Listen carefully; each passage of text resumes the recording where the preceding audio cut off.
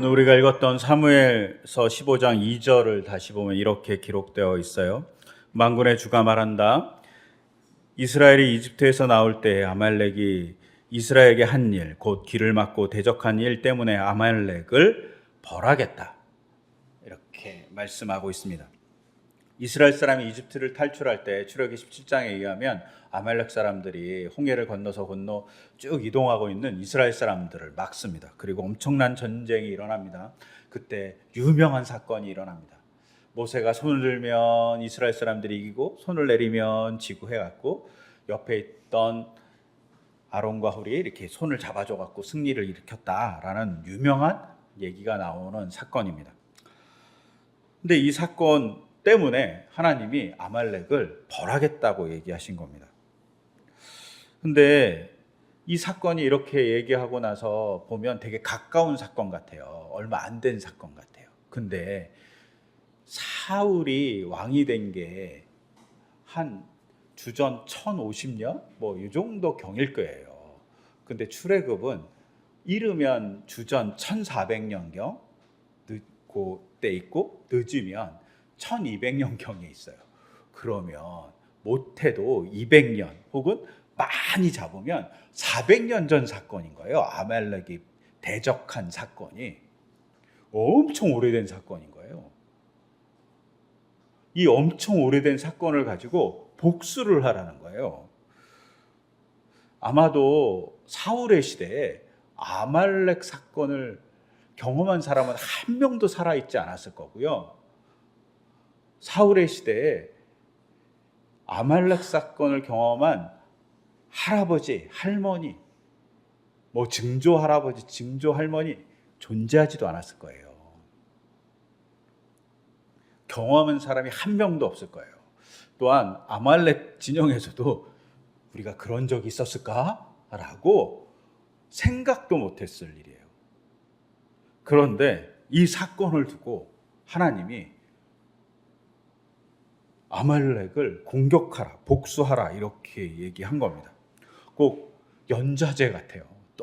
너무 오래전의 사건을 가지고 하나님이 아말렉을 공격하라고 얘기한 겁니다.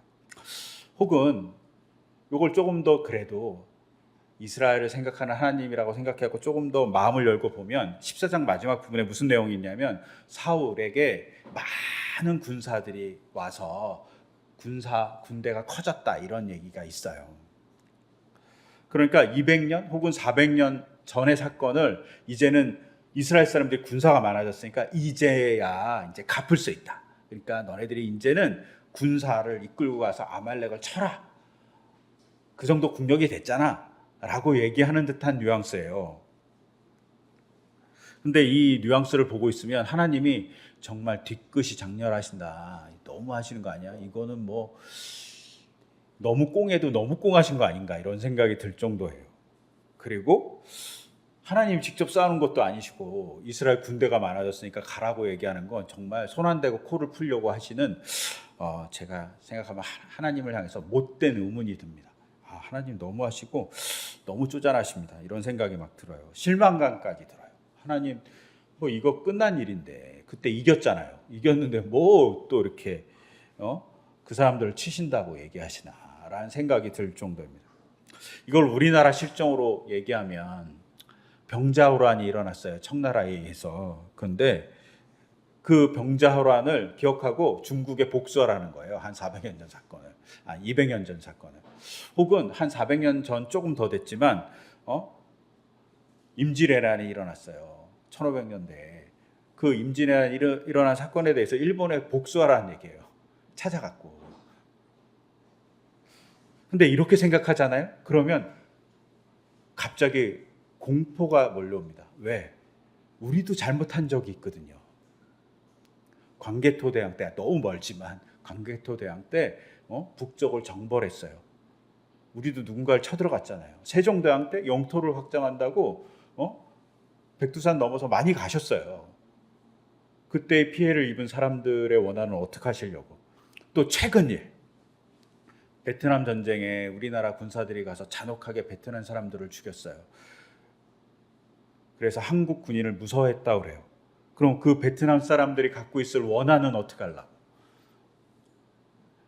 이 꼬리에 꼬리를 묻니다. 우리가 한 것도 있고 우리가 당한 것도 있고 막 이 잔인한 몫을 다 기억하고 갚아야 되는 건가라는 의문이 들어요. 이 본문을 읽고 있자면. 더불어서 최근 지난 한 10일 동안 엄청난 논란이 됐던 한 분이 계셔요. 하영이라는 배우예요. 이 배우가 한 예능 프로에 나와서 자기 가문이 4대째 의사 가문이라고 얘기하면서 증조부가 양의학을 공부해서 우리나라 최초의 의사 중에 한 명이다. 그리고 한양에 개원하셔서 정말 열심히 의술을 펼쳤던 분이다. 그리고 우리 할아버지도 우리 아버지도 자기 언니도 다 의사다라고 자랑했어요. 그러면서 자신이 의사 가문에 태어난 게 너무 자랑스럽고 감사하고 또 그래서 자기는 여러 가지 혜택을 받았다. 자기 집에 냉장고가 6대 있다고 얘기했어요. 그래서 냉장고에서 뭘 가져와도 사람들이 잘 모른다. 자기 이렇게 독립해서 사는데 이런 정도로 얘기했어요. 이거를 듣고 사람들이 너무 궁금했던 거죠. 그래갖고 증조 할아버지를 찾아본 거지. 증조 할아버지를 찾아봤더니 증조 할아버지가 안상호라는 친일 행각을 했던 사람이었던 거예요. 그 이후로 난리가 난 거지. 비난도 쏟아지고 또 이 하영이란 배우에 대해서 뭐 못할 소리 혹은 반대로 뭐 연자제를 물어서는 안 된다는 옹호의 소리 막 논란이 엄청 커졌습니다. 그래서 제가 설교를 준비하다 이 부분이 좀 궁금해서 찾아보니까 안상호라는 증조부 그 의사 선생님의 가문은 원래 조선시대 의원 가문이었다고 그래요. 그리고 의원이 또 하원 그림 그린 사람 있잖아요. 그런 그리는 사람의 가문이었던 것 같아요. 중인 집안이셨던 거죠. 조선시대로 보면. 이게 언제부터냐? 영조 때부터 이렇게 의원으로서 활동을 했던 집안이라고 해요. 그러니까 의술에 관심이 있으니까 의대를 간 거죠. 어디? 일본으로 유학 가요. 근데 국비로 갑니다. 전액 국비로 가서 자해병원 의학교라는 곳에 가서 졸업하게 돼요. 그리고 아마도 우리나라 최초의 일본 의사 면허증을 딴 분 중에 하나라고 보여져요. 국비로 갔으니까 나라에서 조선시대 때 조선시대도 이제 서양 의료를 받아서 서양의 의료 학교를 세우고 싶었던 거죠. 그래서 대한제국 의학교를 세웁니다. 그리고 거기에 선생님으로 오라고 초청을 해요. 근데 이 초청이 아니라 명령이긴 해요. 근데 이 명령을 거부합니다. 안 가세요. 대단하시죠. 예. 왜 안 갔는지 몰라요. 더 수련을 해야 되는 건지 아니면 뭐 몸이 불편한 건지 아니면 일본이 좋아서인지 알 수 없어요. 근데 가지 않습니다. 그래서 조선 정부가 면직시켜버려요. 나중에 하도 안 오니까 면직시켰어요. 근데 우연한 기회에 고종의 아들인 의친왕이 일본에 갔다가 사고를 당하고 그 의친왕을 치료해주는 의사 중 한 명이 안상호였어요. 그래서 안상호 선생을 이렇게 의사를 너무 잘 봐서 고종의 아들인 의친왕이 조선으로 와라 이렇게 설득하고 이 설득에 이제 공감해서 안상호가 귀국하게 됩니다. 그리고 한양에 의원을 개원해요. 근데 서양의 의사가 적으니까 고종이 왕실 전의를 해달라고 부탁해요. 근데 이것도 거절해요. 자기 그거 할 수 없다. 왜 그랬는지는 알 수 없어요. 그래서 촉탁이 왔다 갔다 하는 촉탁이로만 활동해요. 왜 이랬는지에 대한 추측은 여러 가지지만 그래도 개인의 삶이 되게 중요하셨던 것 같아요. 근데 이분이 조금은 일본에 가까웠던 것으로 보여요. 왜냐하면 대한제국이 조선이 점점 힘을 잃어가던 1909년 우리가 잘 아는 안중근 의사가 하얼빈에서 이토 히로부미를 처단합니다.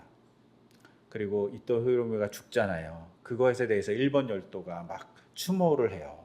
그러니까 또 조선도 추모해야 된다고 압박을 한 거죠. 그래서 조선에도 추모회를 여는 위원회가 만들어집니다. 그게 대한국민추도회라는 추도회였는데 이 추도회 위원이 안상호예요. 그러니까 일본 사람들의 편을 들어서 일본 사람들을 위해서 일하기 시작했던 기록이 1909년에 등장합니다.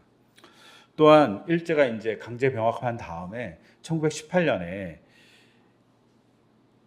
일본화된 사람들, 조선인 중에 일본화된 사람을 소개하는 기사를 내요. 그게 1918년 매일신보에 실리게 돼요. 그리고 거기에 일선동체, 즉 조선인 중에 일본화가 된 가정의 모범 사례라는 것으로 소개된 사람이 바로 안상어예요. 그리고 안상어와 인터뷰한 내용이 아직도 남아 있어요. 그 인터뷰한 내용에서 안상어가 이렇게 얘기해요. 나는 일본 사람과 똑같다. 지금 조선 옷은 한 벌도 없다. 매운 음식은 조금도 못 먹는다. 오남매의 자녀들은 집에서 전적으로 일본어만 사용하며 조선말은 전혀 하지 못한다. 자녀들을 완전히 일본인 가정으로 키우고 있다. 조선 사람과는 그리 상종할 일이 없으므로 불편한 것이 없다. 조선 사람과 상종하는 것이 없어서 불편하지 않다고 얘기해요. 이렇게 친일 행각이 있었던 것으로 보여주는 분이 안상호고, 이것 때문에 이제 논란이 엄청 일었던 걸로 알고 있어요. 여기서 질문이 생겨요. 증조부의 친일 행각으로 현재 배우에게, 하영이란 배우에게 책임을 물을 수 있느냐? 어떻게 생각하세요? 책임을 물어야 될까요? 제가 이 순간 이 기사를 보고 나의 증조부는 어떤 사람이지? 갑자기 친일 행각, 제가 할아버지까지는 알거든. 근데 증조부는 모르겠더라고. 저희 할아버지 한량이어갖고 그냥 그런 일을 할 수 없는 사람이었어요. 그래갖고 내가 알거든요. 근데 증조부는 모르겠네. 그래갖고 족보를 이렇게 찾아갖고 우리 증조부 할아버지 성함을 찾아갖고 막 검색했다는 거야. 친일 인명사정과 막 이렇게 있나 없나 검색했어요. 다행히 없으시더라고요. 이름이 워낙 특이하셔갖고 이름이 있으면 특이한 뭐 몇 사람 없었을 것 같아요. 근데 그런 걱정이 된 거예요. 그러면 나에게 증조가 친일 행각을 했으면 나도 욕을 먹어야 되나? 뭐 이런 생각이 막 드는 거죠. 근데 이런 생각을 하면서 더 화가 났던 생각이 하나 더 들어왔어요. 그건 뭐냐면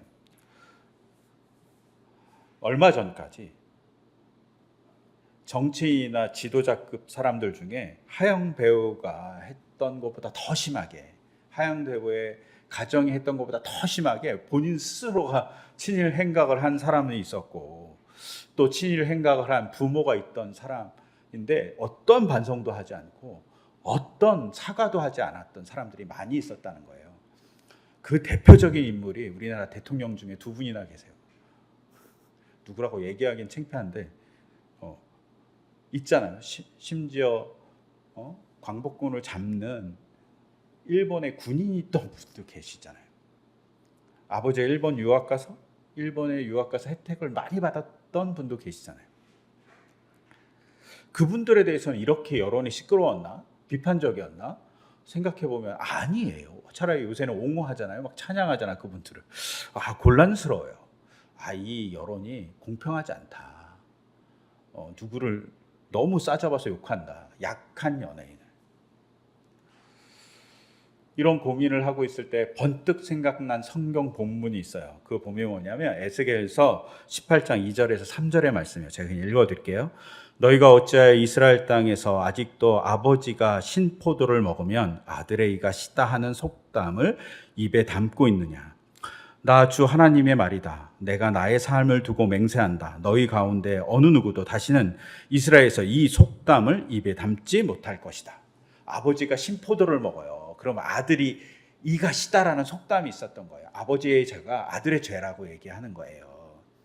근데 하나님이 에스겔에게 뭐라 해요? 이 속담은 이제 더 이상 유효하지 않은 속담이다라고 얘기하는 거죠. 이 말씀에 따르면 하영이라는 배우는 할아버지의 일제 행각 때문에, 친일 행각 때문에 욕을 먹을 사람은 아니라는 거예요.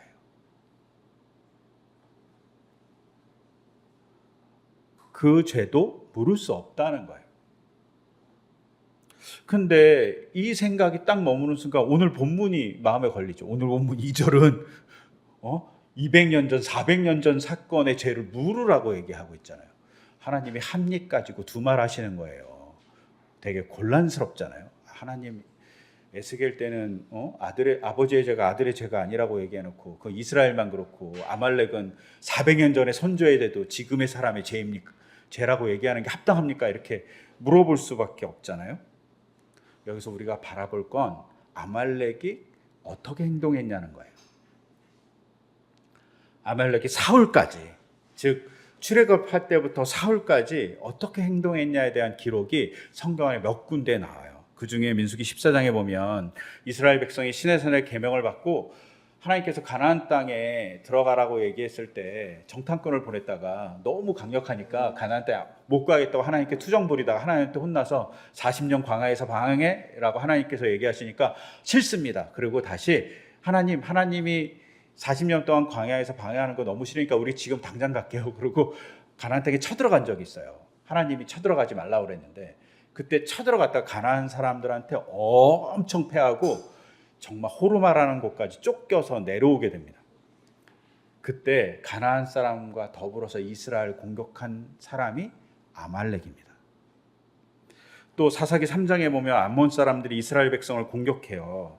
그래서 암몬 사람에게 조공을 바치게 해요. 근데 이 조공을 바치게 했을 때 조공을 바치는 것으로부터 해방시켜 준 사람이 왼손잡이 사사 에훗이거든요. 근데 이 에훗이 암몬과 전쟁할 때 또 전쟁한 대상이 누구냐? 아말렉입니다. 암몬과 아말렉이 연합해서 이스라엘을 공격했어요. 또 사사기 6장에 보면 미디안 사람들이 이스라엘 사람들을 공격하기 위해서 심지어 낙타를 타고 공격했다. 바다에 모래같이 많은 사람들이 몰려왔다라고 얘기하고 있어요. 그때 유명한 사사 기드온이 등장합니다. 이 시대에도 마찬가지로 미디온과 더불어서 미디안 사람과 더불어서 이스라엘 공격한 사람이 아말렉이에요. 그리고 시대는 알 수 없지만 사사기 10장에 보면 시돈과 마온 사람들이 이스라엘을 괴롭혔다. 시대를 알 수 없어요. 내내 괴롭힌 거지 사사기에서. 근데 시돈과 마온 사람과 더불어서 이스라엘을 괴롭혔다고 얘기한 또 하나의 인물이 누구냐? 아말렉 사람들이에요. 즉 아말렉 사람들은 계속 이스라엘 백성을 괴롭히고 못살게 굴고 약탈했던 사람들이에요. 그래서 14장에서 사무엘상 14장에서 아말렉에 대한 표현이 뭐냐? 침략자라는 표현을 쓰고 있어요. 근데 이 침략자라는 표현이 히브리어로 보면 침략보다는 약탈자예요. 끊임없이 이스라엘 백성에 들어와서 무엇인가 훔쳐가고 무엇인가 뺏어간 사람들이 아말렉이라고 얘기하고 있는 거예요. 즉 아말렉은 출애굽 때 한번 이스라엘 백성과 싸운 것 이후에 관계가 끊어진 사람들이 아니라 좋은 관계를 갖거나 혹은 멀찍이 그냥 먼 나라로 있는 게 아니라 끊임없이 이스라엘 백성을 괴롭혔던 사람이에요. 자기 반성이 존재하지 않고 약탈했던 사람들이에요. 그러니까 하나님이 아말렉을 치라고 얘기한 겁니다. 만약에 하영 배우의 가족들이 끊임없이 친일 행각을 하고 끊임없이 매국적인 행위를 했다면 분명 그것에 대해서 비난할 수 있을 것 같아요. 하지만 만약에 그렇지 않다면 그것은 비난해서도 안 되고 책임을 물어서도 안 될 일이라고 생각합니다. 아말렉은 끊임없이 괴롭혔기 때문이에요. 근데 여기서 한 발 더 나가서 우리가 생각할 것이 하나 더 있어요. 도덕적이고 윤리적인 문제에 있어서 하영 배우의 증조부가 잘 살았어요. 의사로서 잘 살고 의사로서 누릴 걸 많이 누렸어요. 그 부가 축적돼서 그의 아들 또 잘 살고 그의 또 아들도 잘 살고 그의 자손인 하영 배우와 하영 배우의 가족도 잘 살게 된 거예요. 즉 자기가 잘 살게 된 이유는 친일 행각을 한 할아버지 덕이죠. 근데 이 덕이 자기한테는 덕이지만 타인에게는 혹은 일제강점기에 살고 있었던 많은 백성들에게는 아픔이었어요. 그러면 이것은 자랑거리가 아니라 자기 자신의 자부일 수도 있겠지만 누구한테 자랑거리가 아니라 미안함도 포함해야 하는 일입니다. 그렇기 때문에 단순하게 그냥 자랑해서는 안 될 일이에요. 근데 단순하게 자랑한 거죠. 우리 가문이 4대째 의사예요. 우리 할아버지가 일제시대 때 조선 말에 의사였어요. 근데 그것이 부와 권력과 명예를 갖다 준 것이 일본에 좀 편에 들어서 살았던 사람의 삶이었기 때문이니까 그 삶에 대한 미안함이 있어야 되는 거죠. 그리고 어떤 사람은 독립을 위해서 자기 재산을 다 헌납함으로 자기 자손을 교육시킬 수 없었고 자기의 가문을 제대로 돌볼 수 없어서 제대로 공부도 못하고 후손이 제대로 삶을 영위하지 못한 사람이 꽤 많이 있다는 사실을 우리가 알고 있어요. 그러면 그 사람들에 대한 미안함이 있어야 됩니다. 그 사람을 잘 챙길 수 있는 마음이 있어야 되는 거죠. 그래서 자랑은 정말 깊은 생각 속에 나와야 합니다. 오늘 읽었던 고린도전서 13장을 사랑장이라고 그래요. 근데 사랑에 대한 정의가 있는데 그 중에 첫 번째 정의가 사랑은 오래 참고 친절합니다. 사랑은 시기하지 않으며 뽐내지 않으며 교만하지 않습니다. 여기서 사랑이 네 번째 얘기가 뽐내지 않으며, 개역개정은 자랑하지 않으며입니다. 자기를 자랑하지 않는 겁니다. 그 자랑이 누군가에게 피해를 주고 누군가에게 아픔을 주고 혹은 그 자랑이 누군가의 고요를 짜서 자기가 만든 자랑이라면 그것은 하면 안 된다고 얘기하는 거죠. 기독교인의 가장 큰 덕목이 뭡니까? 사랑입니다. 즉 기독교인들이 여기서 생각할 것, 우리의 자랑이 누군가의 아픔을 주는 자랑이라면 한번 숙고하셔야 한다. 그것을 숙고하지 않은 것은 폭력이 되고 자기의 부끄러움일 수 있다는 사실을 기억해야 되는 겁니다.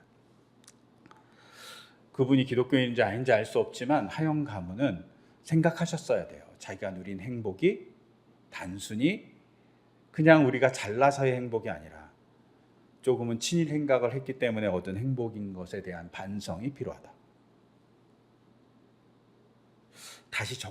다시 짚고 넘어가야 될 것은 아말렉에 대해서 벌을 내리고 아말렉을 처단하라고 하나님이 명령한 건 아말렉이 그런 반성이 없었기 때문이에요. 그리고 끊임없이 이스라엘 백성을 괴롭힌 민족으로 존재했기 때문이라는 사실을 기억해야 돼요. 그때는 분명 벌을 내리거나 저항을 하거나 혹은 전쟁을 해서라도 얘기를 해야 될 대상인 거죠. 최근 또 지난 주간에 엄청나게 논란이 되었던 사건이 5.18 폄하 사건이에요. 폄훼하신 분들이 계세요. 심지어 이렇게 얘기했어요. 5.18 민주화운동 국회 공개 포럼. 그러면서 5.18에 있었던 많은 사람들을 폄훼하고 심지어 5.18을 일으켰던 전두환이라는 그 사람을 미워했어요. 이건 반성이 없는 거죠. 너무 창피한 거죠.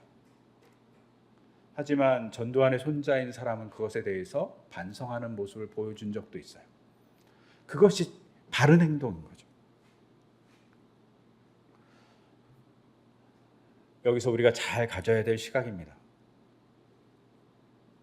그리고 두 번째로 볼 것은 사울의 불순종입니다. 오늘 우리가 본 사무엘상 15장 1절을 보면 이렇게 중간 하반절에 이렇게 얘기하고 있어요. 이제 주님께서 하시는 말씀을 들으시기 바랍니다. 사무엘이 사울에게 이제 주님께서 하시는 말씀을 왕인 임금님 제발 들으십시오 이렇게 얘기한 거예요. 근데 여기서 중요한 단어가 이제라는 단어예요. 왜? 이제라는 단어가 히브리어에도 있어요. 이제 지금 들으십시오라고. 왜? 지금까지 제대로 안 들었으니까 이제는 제발 들어요 라고 얘기하는 거죠. 우리가 가끔 자녀나 부부나 아니면 자녀가 부모님에게 이제 이거 하면 안 돼요 라고 얘기했을 때 마지막이에요 라는 뜻도 되잖아요. 이거 이제 마지막 기회야 이렇게 얘기하는 거잖아요. 그런 임금님 지금까지 너무 말을 안 들었잖아요. 이제 마지막 기회예요. 제발 들어주세요 라고 사무엘이 사울에게 얘기하는 거예요. 그러면서 뭐라고 얘기했냐. 남자와 여자, 어린아이와 젖먹이, 소떼와 양떼, 낙타와 나귀 등 무엇이든 가릴 거 없이 죽여라 라고 얘기하셨으니까 그걸 실천하십시오 라고 얘기합니다. 근데 사울은 이 명령을 제대로 실행하지 않습니다. 사울은 좋은 양이나 좋은 소, 가축들을 다 살려줍니다. 그래서 사무엘이 너무 화가 나갖고 물어봐요. 왜 살려줬냐? 이렇게 얘기하니까 사울이 두 가지 핑계를 댑니다. 첫 번째는 가축들이 너무 좋아 보여서 하나님께 바치고 싶어서요. 당신이 섬기는, 그것도 내가 섬기는 하나님께 바치려고 이렇게 얘기하지 않고 사무엘 당신이 섬기는 하나님께 바치려고 이렇게 얘기해요. 두 번째는 핑계를 대는데 군사들이 길갈로 이 양떼와 소떼를 다 몰고 왔어요. 그래서 내가 못 죽였어요. 군인들이 죽이지 말라고 그랬습니다. 그래서 제가 군인들의 말을 듣고 죽이지 않은 거예요 라고 군인들 핑계를 냅니다. 그러면서 군인들이 두려워서 양떼와 소떼를 죽이지 않았습니다 라고 핑계를 댑니다. 이런 핑계에 대해서 하나님 되게 화가 나셨죠. 그 전부터. 그래서 11절 보면 사울을 왕으로 세운 것을 하나님이 되게 후회하신다고 얘기해요. 근데 후회하신다고 얘기하면서 그 후회를 느낀 사무엘이 뭐라고 얘기하냐면 사무엘은 괴로운 마음으로 밤새도록 부르짖었다. 하나님의 이 후회하심을 보고 사무엘은 괴로운 마음으로 밤새도록 주님께 부르짖었다. 근데 이 사무엘은 괴로운 마음으로 하는 이 히브리어가 직역하면 되게 이상해요. 직역하면 이렇게 돼요. 이게 너무 직역한 건데 그것이 사무엘에게 분노했다. 너무 다르죠? 사무엘은 괴로운 마음으로, 이걸 그냥 히브리어를 그냥 있는 그의 단어대로 직역하면 그것이 사무엘에게 분노했다예요. 이거 그냥 사무엘이 너무 분노했다는 얘기를 대단히 완곡한 표현으로 하고 있는 말이에요. 사무엘이 분노했어요. 왜? 하나님이 후회하고 하나님이 분노한 마음을 사무엘이 알았기 때문이에요. 하나님과 공감하면서 분노한 겁니다. 하나님의 심정으로 후회한 걸 넘어 분노하고 있는 게 사무엘의 모습이에요. 이렇게 분노해서 사무엘이 막 얘기했는데 사울이 대답합니다. 왜 가축을 살려줬습니까? 막 이렇게 물어보니까 20절에 오늘 읽었던 본문에 사울이 뭐라고 얘기하냐면 나는 주님께 순종하였습니다 라고 대답합니다. 대들죠. 그러면서 뭐라 하냐, 나는 전쟁에 나가서 싸우고 아말렉 아각도 사로잡아서 왔습니다. 이거 내가 엄청 순종한 겁니다 라고 얘기합니다. 자신은 순종했다고 생각합니다. 그래서 19절에 보면 이런 사울을 향해서 사무엘이 뭐라고 했냐. 그런데 어찌하여 주님께 순종하지 아니하고 약탈하는 데만 마음을 쏟으면서 주님께서 보시는 앞에서 악한 일을 하셨습니까? 이렇게 물어봐요.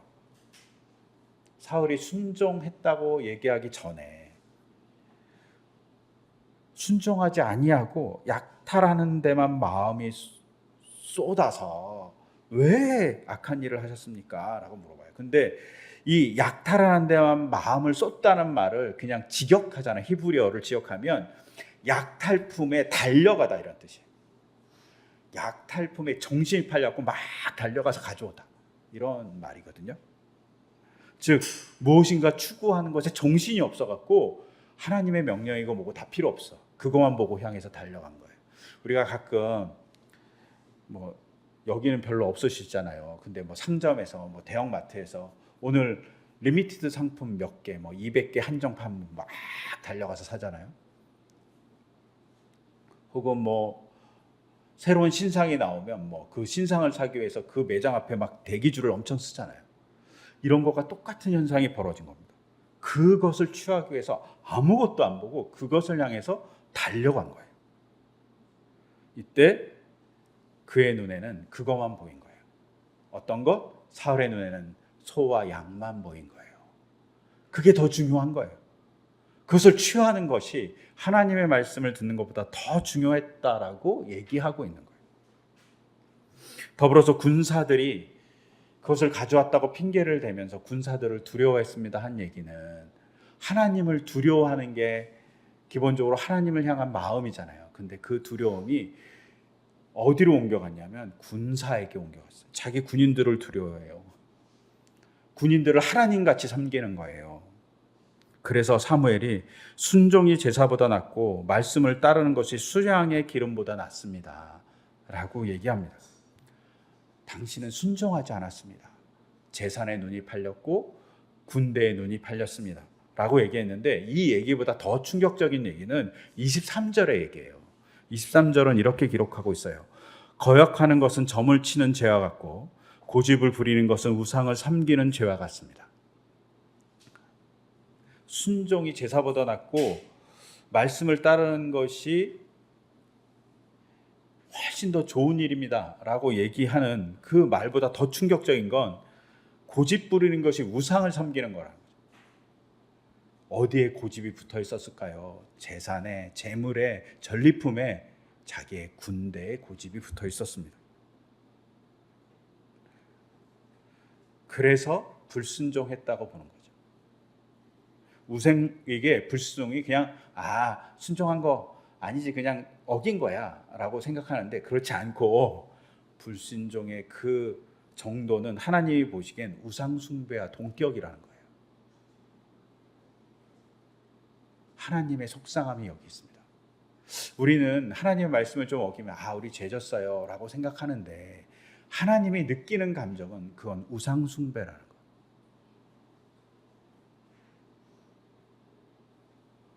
엄청난 하나님의 속상함을 잘 표현하고 있어요. 왕이 해야 될 일이 뭔지 잘 기록하고 있는 게 신명기 17장 18절에서 19절의 말씀이에요. 이 말씀을 보면 이렇게 기록되어 있어요. 왕위에 오른 사람은 레위 사람 제상 앞에 보관되어 있는 이 율법책을 두루마리에 옮겨 적어 평생 자기 옆에 두고 읽으면서 자기를 택한 주 하나님 경외하기를 배우며 이 율법의 모든 말씀과 규례를 성실껏 어김없이 지켜야 합니다. 왕이 해야 될 일은 뭐냐면 하나님께서 주신 율법을 지키는 걸 백성에게 보여주는 거예요. 근데 율법을 어긴 사람이 왕인 거예요, 사울이. 그러니까 문제가 된 겁니다. 근데 왜 율법을 어겼냐? 소와 양이 하나님보다 더 좋아서, 자기의 생각이 하나님보다 우선돼서입니다. 고집을 부려서. 이 말씀을 보고 저는 무섭습니다. 제가 그러지 않을까? 하나님보다 돈이 더 좋지 않나? 하나님보다 내 편안이 좋지 않나? 하나님보다 내 생각이 더 우선되는 거 아닌가? 근데 이것이 그냥 하나님 제가 잘못했어요 라고 하는, 그냥 잘못했어요 이 정도는 봐주세요 라고 할 정도의 문제가 아니라, 하나님이 느끼는 문제는 이게 우상 숭배라는 거예요. 제가 설교를 준비하면서 많이 반성했어요. 어쩌면 목사인데 내가 순종하지 않는 그 모습이 어쩌면 하나님에게는 그냥 그래 거역하는 거지 이 정도가 아니라 우상 숭배구나 라고 생각되었기 때문입니다. 그럼 우리가 순종해야 될 게 뭘까요? 저는 우리가 순종해야 될 것은 십계명의 말씀, 산상수훈의 말씀, 오늘 읽었던 본문에도 있듯이 또 사랑장의 말씀 같아요. 십계명의 말씀을 삶에서 지키려고 노력하고, 하나님을 최우선순위하고, 사람을 사랑하고, 어른을 공경하고, 도둑질하지 않고 인권을 존중해 주는 것, 누군가의 삶에 대해서 고민해 주는 것, 이게 십계명의 삶이에요. 산상수훈의 말씀, 복되게 살아가는 건데 마음을 가난해하고 평화를 꿈꾸고 애통해하는 것, 누군가를 긍휼히 여길 줄 아는 것, 이것이 산상수훈의 말씀이에요. 그리고 사랑, 오래 참고 누군가를 돌봐주고 자랑하지 않고 시기하지 않는 것, 이게 사랑장의 말씀이에요. 이걸 실천하는 것, 이것에 대해서 순종하는 것이 기독교인의 삶이라고 생각해요. 이걸 제대로 할 때 우리가 하나님의 사람이고, 하나님의 사람으로서 제대로 하나님을 섬기는 역할이 되지 않을까 싶습니다. 여러분, 우리가 하나님의 말씀대로 살아가기를 소망해요. 그러면서 1절의 말씀이 계속 귓가에 올려요. 제발 이제는 내 말을 들어라 라고 하는 게 우리에게 얘기하고 있는 하나님의 말씀이지 않을까 싶습니다. 그리고서 우리가 그 말씀을 될 수 있으면 실천하려고. 잘 할 수 없어요. 저는 사랑도 잘 할 수 없고, 또 십계명의 말씀을 온전히 지키기도 어렵고, 또 팔복 구복의 얘기대로 살기도 어려워요. 그런데 그걸 향해서 노력하는 모습은 보여주고 싶어요. 그럴 때 하나님께서 수고했다고 얘기하실 것 같아요. 수고했다, 착한 종아, 이렇게 얘기해 주실 거라고 믿어요. 우리가 수고했다, 착한 종아라는 칭찬을 들을 수 있는 삶을 살아가기를 소망합니다. 그러기 위해서 조금은 재물에 눈이 갔던 걸 내려놓고 내 고집을 내려놓고 하나님께 향하기를 소망합니다. 그 소망을 담아서 제가 기도드리겠습니다. 하나님, 우리의 삶이 하나님을 향하기를 소망합니다. 그런데 가끔 그것을 방해하는 것이 재물이고 돈이고 또한 우리의 고집입니다. 하나님, 그 고집을 내려놓고 하나님의 온전함을 바라볼 수 있기를 소망합니다. 그리고 하나님의 명령을 온전히 실천하기 위해서 노력할 때 바로 하나님의 역사가 우리의 삶에 있는 것을 우리가 경험하기를 소망합니다. 주님, 그 소망을 담아서 기도합니다. 우리를 돌봐주시고 우리가 하나님의 말씀대로 살아가려고 할 때 하나님의 놀라운 역사를 우리가 경험할 수 있도록 인도하여 주시옵소서. 이 모든 것 주 예수 그리스도 이름으로 기도드립니다. 아멘.